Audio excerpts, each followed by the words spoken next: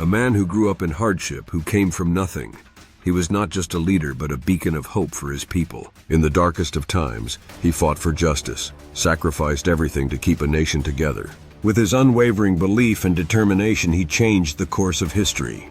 His life was never easy. He was born in a small log cabin, in a world where the land was harsh and life was unforgiving. Education was a luxury, but he never gave up. Books were his greatest treasure. By reading, by learning, he shaped himself. Though he came from an ordinary farming family, he had extraordinary dreams. He worked tirelessly, overcame every obstacle, and carved his own path. When he stepped into politics at a young age, he was determined to be a voice for justice and equality. He came from the common people. He knew their struggles. He had lived through poverty, injustice, and hardship himself. His speeches were powerful because they came from the heart. He was one of the people, and now he spoke for them. But the nation was not at peace. The tensions between the North and the South were rising every day.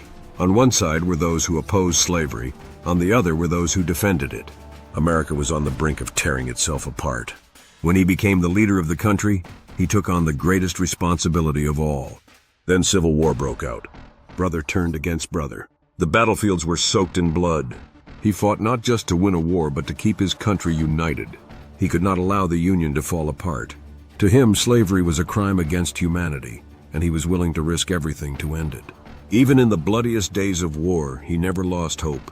He spoke to his people, became a champion of freedom and justice. He was exhausted, he was worn down, but he never took a step back.